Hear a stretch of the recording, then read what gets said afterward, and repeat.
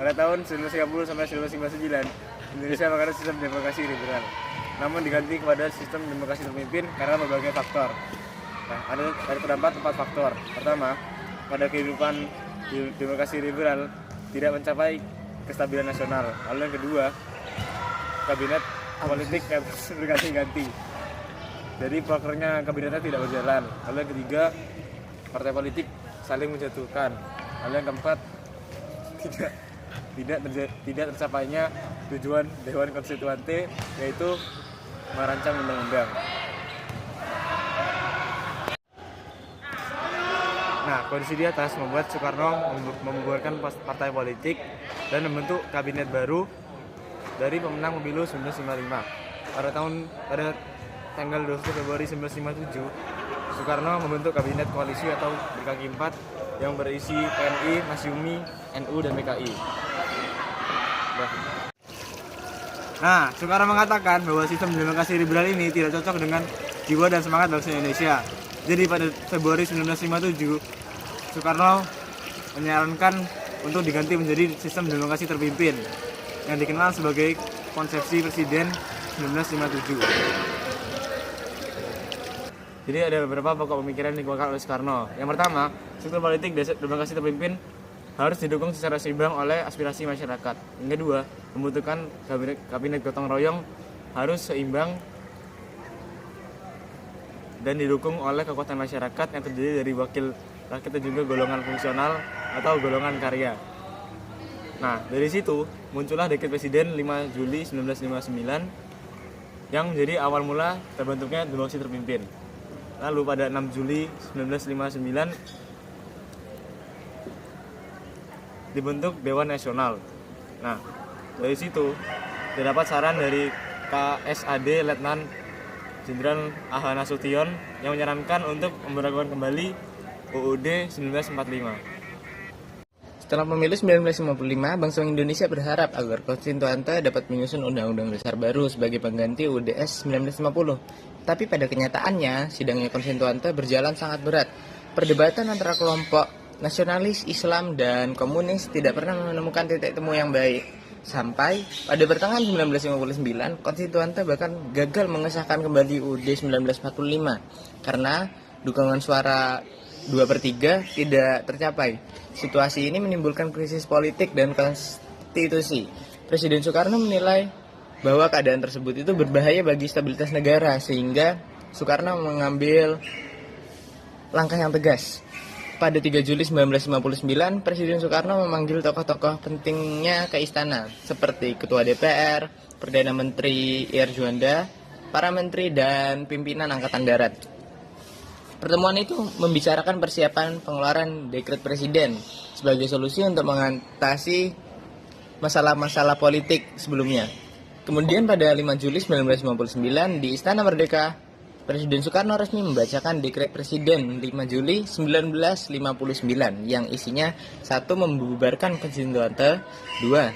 Menetapkan berlakunya kembali UUD 1945 dan menyatakan UUDS 1950 tidak lagi berlaku.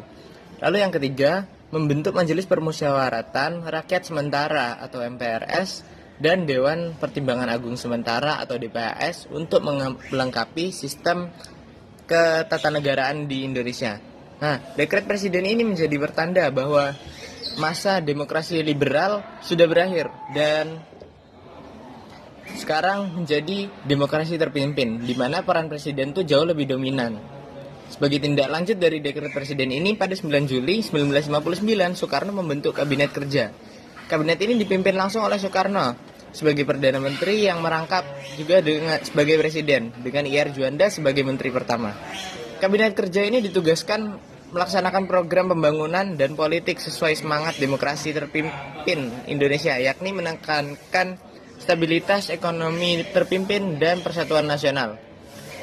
Nah, setelah itu pada 22 Juli 1999 sebagai tindak lanjutnya lagi dibentuk Dewan Pertimbangan Agung Sementara. Seperti yang sudah ditulis pada dekret presiden, lembaga ini bertugas memberi nasihat dan pertimbangan kepada presiden. DPAS diketuai langsung oleh Soekarno sendiri sehingga makin memperkuat kedudukan presiden dalam sistem pemerintahan yang baru ini. Lalu kemudian pada 1960 Soekarno membentuk juga Majelis Permusyawaratan Rakyat Sementara atau MPRS. Nah, anggotanya ini tidak dipilih melalui pemilu, tapi diangkat langsung oleh presiden itu sendiri. Mereka terdiri dari wakil partai politik, organisasi, masyarakat, dan golongan karya. Sesuai UUD 1945, MPRS menjadi lembaga tertinggi negara yang berwenang menetapkan garis-garis besar haluan negara atau GBHN. Nah, dengan demikian, rangkaian peristiwa sejak pertemuan 3 Juli, keluarnya dekret presiden 5 Juli, hingga pembentukan kerja MPRS, DPAS, dan Kabinet Kerja menjadi salah satu peristiwa penting pada sejarah politik Indonesia. Inilah yang menjadi awal sistem demokrasi terpimpin. Sementara itu, untuk DPR, hasil pemilihan umum 1945 ditetapkan menjalankan tugasnya dengan landasan UU 1945 dengan syarat menyetujui segala perombakan yang diajukan pemerintah sampai diberikannya DPR baru yang berdasarkan penetapan presiden. Sartono selaku Ketua DPR menyarankan kepada Presiden Soekarno agar meminta mandat kepada DPR untuk melakukan perombakan struktural kenegaraan. Namun, Presiden Soekarno menolak. Ia hanya datang ke DPR menjelaskan perubahan konstitusi dan lain-lain, bukan untuk meminta mandat. Konflik antara DPR dan Presiden ini karena penolakan rancangan anggaran belanja negara pada tahun 1960 dan berdampak perubahan DPR oleh Soekarno pada 5 Maret 1960. Kemudian ia mendirikan DPR gotong royong. Anggota DPR GT dipilih berdasarkan 5 golongan nasional, yaitu Islam, Komunis, Kristen Katolik, dan golongan fungsional. Guna DPR GR untuk membantu presiden dan mandataris MPRS. Banyak reaksi dari pemimpin NU dan PNI. Tokoh-tokoh PNI yang menolak kebijakan Soekarno datang dari 2 orang sahabat Soekarno, yaitu M.R. Sartono, M.R. Iskak. Sikap tokoh bervariasi, menolak perubahan DPR GR dan bergabung dalam satu kelompok, yaitu Liga Demokrasi. Tak lama, Liga Demokrasi dibubarkan oleh Soekarno. Tindakan Soekarno untuk menegakkan demokrasi terpimpin adalah bentuk lembaga negara disebut Front Nasional. Lembaga Front Nasional tersebut dipimpin oleh Soekarno. Selain itu, Soekarno membentuk suatu lembaga NRO yang bernama Musyawarah Pembantu Pembinaan Revolusi. Anggota MPRS meliputi sejumlah menteri yang mewakili MPRW, DPR, GR, dan departemen-departemen, angkatan, dan para pemimpin partai politik Naskom.